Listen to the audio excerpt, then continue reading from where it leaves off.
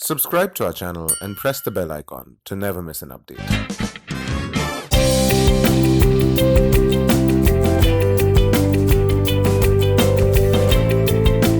Hello, I'm Chirag Makhija from IIM Calcutta.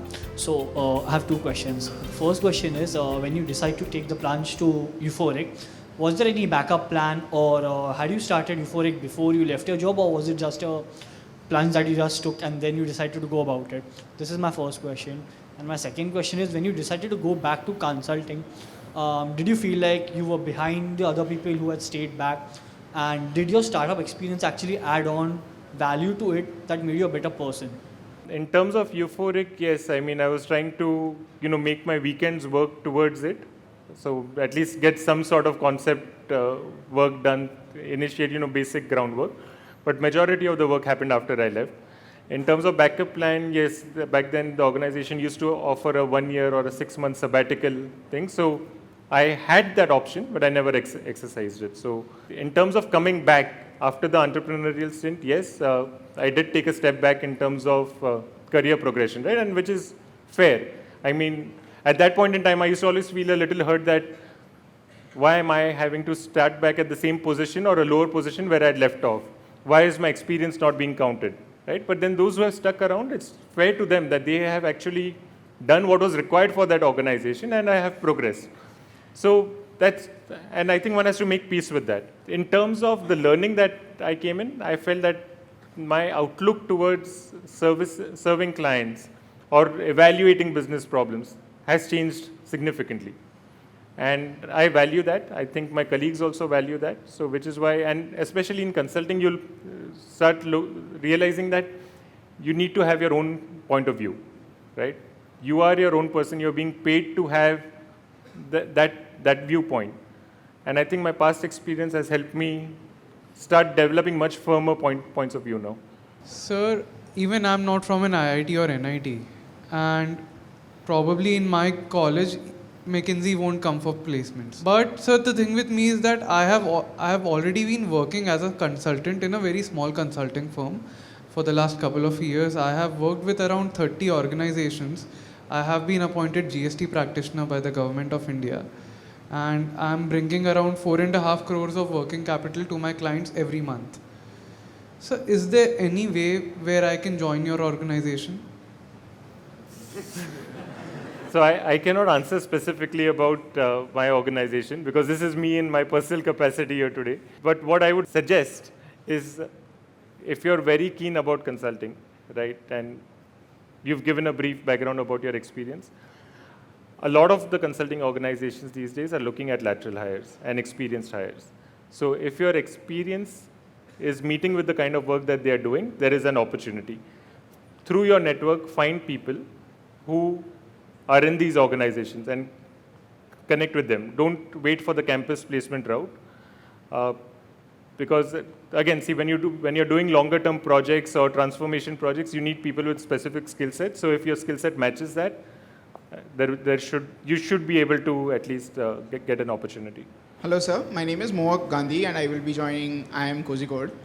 I have a question about consulting as an industry. So now that you just mentioned a while ago that it has become very data driven, right? So people see that consulting is slowly moving towards a mixture of advising with data analytics. So how do you think the future of the industry is going to be? Like, is it going to be very software and tool specific, or is it still going to be, a better version or a more advanced version of what it is today? So I don't think the human relationships aspect of this will go. At least I don't think in our immediate next 10 to 20 years, at least I don't think that should go. Data driven, yes. Most organizations are again investing in developing their proprietary tools. So that will happen. Even clients are developing their own tools, and then there'll be consulting organizations advising them on how to develop it. So yes, that will happen. And which is good also, right? That means the amount of work you'll do on Excel will hopefully reduce. So that's good from a consulting standpoint. But human relationships aspect, I don't think will get replaced. Many a times you are working with senior management. In fact, most of the times you're working with senior management. And they're looking for that neutral, objective point of view. What do you think? Which is very hard for a lot of them to get within their own organizations, right? Because of multiple reasons. So if you are that trusted advisor, if you have that mentality and are able to do it, then this skill won't go away. Hello, sir. I'm Mayank Agarwal. I'm currently working at JP Morgan and I'll be joining ISB. So I have two questions. The first one is, can we ever hope for an Indian version of the McKinsey Emerging Scholar Award? And the second is, how is your time at McKinsey different from that of Booz and Company? In terms of the difference in organizations is, I think there's similarity in terms of the people. The scale is different. So Booz back then was a much smaller organization, even though it was one of the first consulting companies to get into India. They were the first ones back in early 90s. Right? Then they took a strategic call saying that India is not a growth market for us, and they in fact exited. And then came back again in 2006 or 7. So if they had stuck around, and that's the thing, right? If you had stuck around, maybe the scale would have been bigger. Current organization, the scale is tremendous. I think we serve almost all big clients, and the recognition is fantastic. So there's a big scale difference. Hi, I'm Anushka. I'm joining IIM Lucknow. So you always hear in consulting of only MBBs and all MNCs. Why is it, since you're a person who's had experience both in a startup as well as consulting, why can't an Indian consulting firm come up and seriously challenge these big names? Good question. I like the question. This crowd really loves consulting. See, again, in terms of scale, right, this is again not to by organization or anything. The profession originated primarily in North America, right? Even now, majority of the clients that are working with top-tier consulting will be non-India based clients, right? So which is why naturally organizations have worked there. And there have been Indian organizations also that have done consulting or are working in the consulting space. Some of them have gotten acquired, some of them are scaling. For me to say whether an Indian originated organization will it ultimately be as large as someone else, that will be pure speculation right now. It's very hard to say. But being only in India and serving only India might be difficult, because the way the profession is, you need to have a global presence, you need to have that network of experts. So it will have to grow. It can't be, it usually wouldn't be only India focused. But that is for general management consulting. On the other side, if you look at IT consulting and all, you'll see so many Indian originated players. Good morning, sir. My name is Sushmita. I'm going to join IIM Co. So my question to you is, to be a successful consultant, what are the skill sets that we need to build over time, and what kind of an individual would be the right fit into a consulting firm? Usually, if you're comfortable with uncertainty, right, because every project is new, you're dealing with new people. So earlier conversation, there was this discussion around reinventing. This is reinventing every 6 months. 6 months, sometimes 3 months. If it's a diligence, it might be 4 weeks, so you're reinventing yourself. If you as a person are able to deal with this, then that is great, right? Second is having a perspective. You don't need to be the loudest voice in the room, but you need to be the voice that makes the not correct, but logical points, right? Many a times people confuse being loud and constantly talking as someone being opinionated, but that is not true. So you should take your time, make the right point, and that's fine. And of course, be willing to work hard, right? That's required. Morning, my name is Dhaval. I'll be joining Codico as well. So moving away from consulting, I just had a question.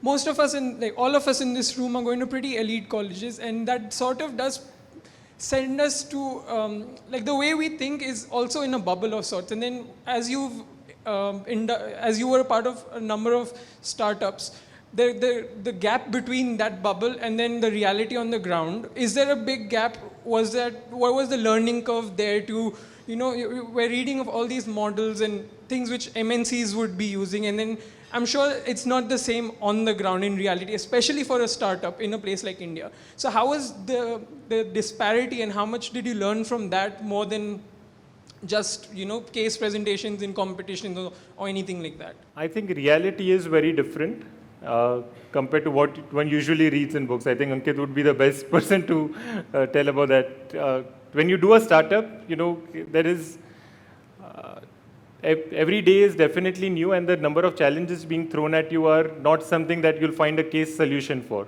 right? And even if there is a solution, it's probably not applicable to you.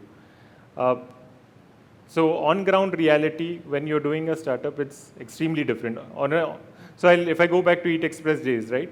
On any given day, I would be, trying to manage supplies coming in, ensuring pilferage is not happening, ensuring orders are coming in, orders are getting delivered on time. Customers are happy with the food that they ate. My money is coming in on time from my catering orders, and that the staff is not quitting, right? So these 6-7 things are constantly on your mind, and there is no case solution for this. I mean, yes, people had given advice, acha, salary aise dena, aise mat dena, ye karo, wo karo, lekin nahi. Ultimately, you figure it out for yourself. In a way that education does spoil you a bit in like going from there in those colleges to actually getting your hands dirty yourself. Would you say that the education spoils you a bit? So I would rephrase this. So if you'd ask me what would be my one regret of a startup, is that I should have started while I was in college, right? I feel especially 2 years of B school, you have enough time. Okay, I don't know if people have already scared you with saying you'll have so many tests and so many quizzes and all of that, but you'll find enough time. Especially second year, everybody finds a lot of time, right? And that's the best hunting ground for talent, right? For free, you'll get work done. Make friends, call them friends, get your work done, no problem, right? Sorry for being cynical, but that's the best time. Get started over there. Do colleges spoil you and all? No, yeah, I think let's not be so philosophical about this. Colleges give you the right hunting ground, right? Some amount of training ground. It depends on how you pick up the skill sets.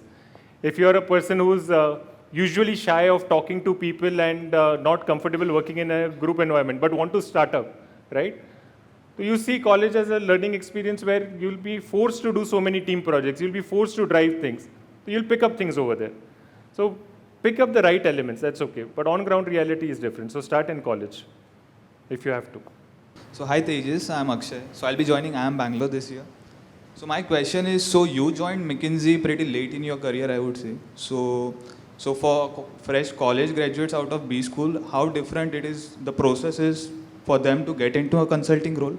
Can you please shed some light on that? For most colleges, wherever consulting companies go, summer placements and final would be the natural route.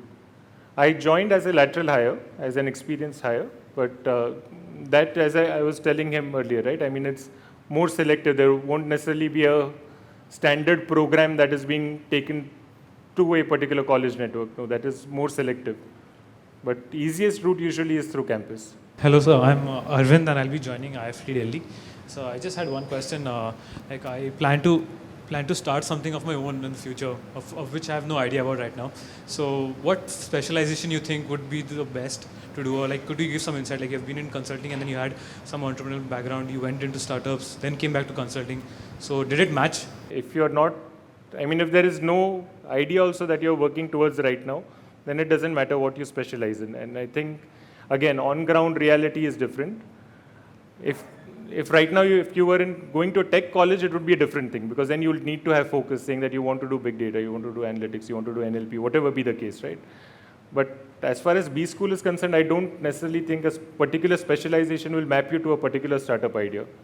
I don't think that's connected. You just keep your ears and eyes open and do whatever you do very well. I don't think there is any connection to, there are people who take up HR and are then running financial services firms, and people who are in finance are running, people-focused HR firms. So I don't think there is any connection with specialization and this at all. Hello, sir. I'm Malika Jain, and I'll be joining XLR IBM. So what role do you think the undergrad discipline plays in the B school and afterwards, while getting recruited?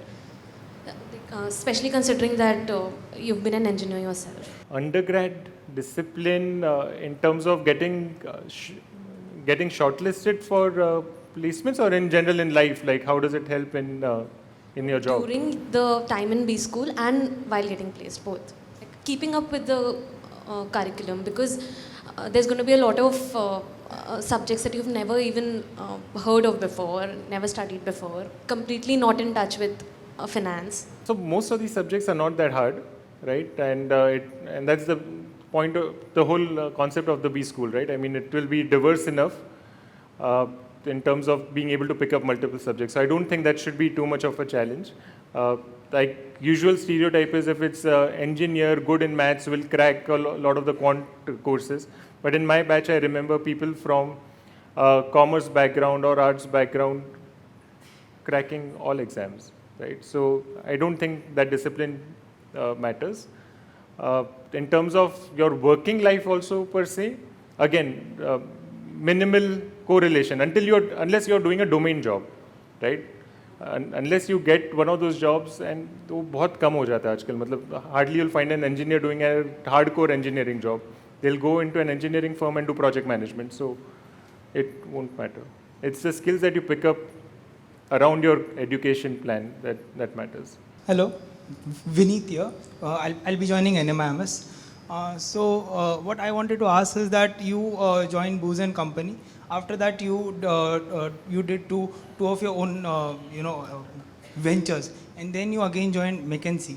So how do you balance your own work and links with the people around you? Means you have joined McKinsey after, let's say, 3-4 years of your own work, right? So it would be a very difficult thing to get back to a job after, doing something of your own. So how do you manage to keep, links with so many people around you? It's actually hard, and in fact, when I was doing the whole startup thing, I had lost touch with majority of the people. It just happened. I'd never had the time, and then most of the times, if they are meeting up, I'd be like, should I go to that restaurant? Should I waste that much money? Might as well save it for some marketing campaign, right? So it is hard. But the good thing is that always find the people that matter to you and will always be with you no matter what, right? And that is the quality of friendship.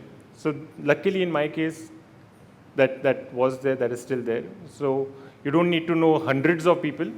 Know the few that are good and that you love being with, and then they'll help find ways for you. And that's how it will usually work. Hi, good morning. My name is Tushar, and I will be joining SP Jain.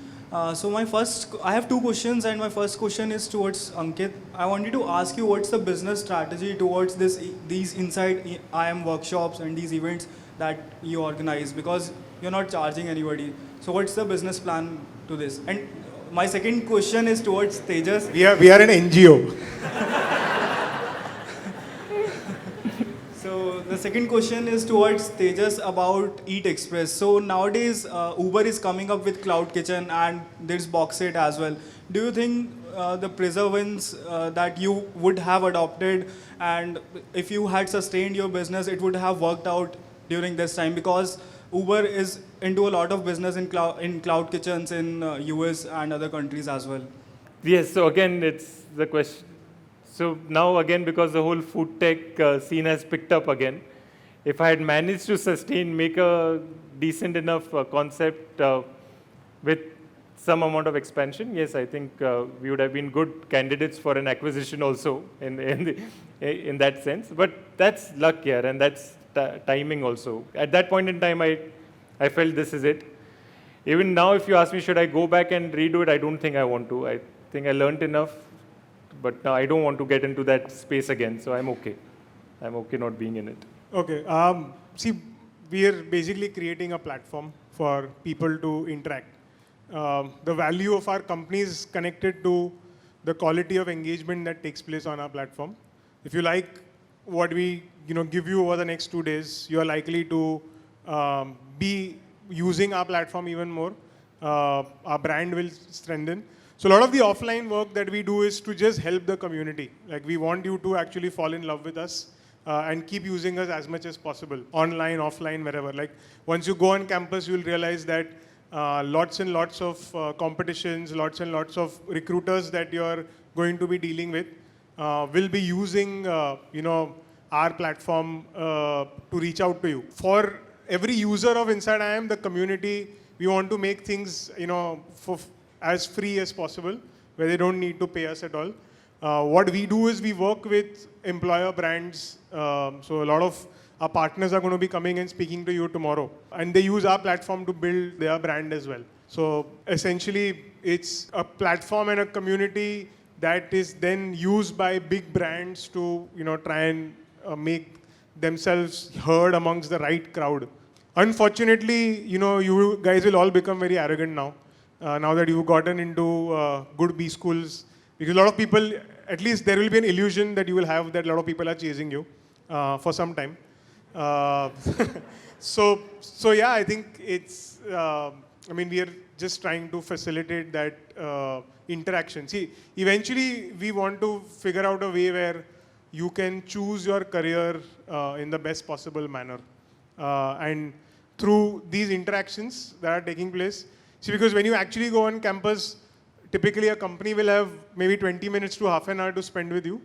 And you will probably not even have that much time to ask because you're so competitive. There are so many other people on campus. You just want to get that job and get done with the process. Whereas this is the time when you can actually think, reflect, and plan out. And from the corporation's perspective also, this is a far better way to engage with students. So since we are facilitating that, we kind of get valued for that. So all I can say, it's a marathon and not a not everything that you do is transactional either, right?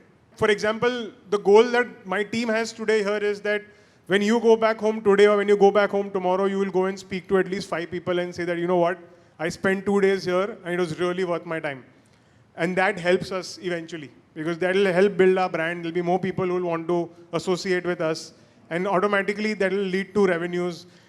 हर एक चीज़ directly, revenue or profits और उसमें नहीं होती है. So I don't know if I answer your question, but if you're smart, you will figure out what I was saying. My name is Chandan, and I would be joining IIM Calcutta. So I have a question particularly regarding networking. So you also answered that somewhat in the previous questions. So I have a question that there is an alumni connect. There are some personal friends, and there are contacts which are just contacts. We know by just number exchange or some social media. So how much does it help? Did it help to you while joining the McKinsey? Was that the personal connect or even the contacts which we are having would help? So again, not with regards to how I got into the firm, but in general, knowing people and being close to people helps. And I mean, I'll give you today's example, right? Ankit and I don't meet. I don't think we have met in like a year or more than a year. But he gave one call and I was like, okay, let's do this. Right? So just knowing people, and if you're genuine in your interactions and it's not transactional, usually things will come together for you. So don't look at, मैं इससे बात करूँगा तो मुझे ये मिलेगा. बात करो, कुछ ना कुछ मिल जाएगा बाद में. ठीक है. Also remember that you need to give before you get something in any kind of a relationship.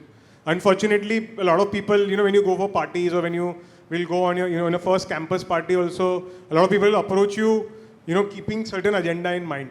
Those things don't work and people can see through the lack of natural, he's absolutely right that, just speak without having any, कि मुझे क्या मिलने वाला है. If that is your agenda, तो कुछ नहीं होगा. Guys, can you have a big round of applause for Tejas?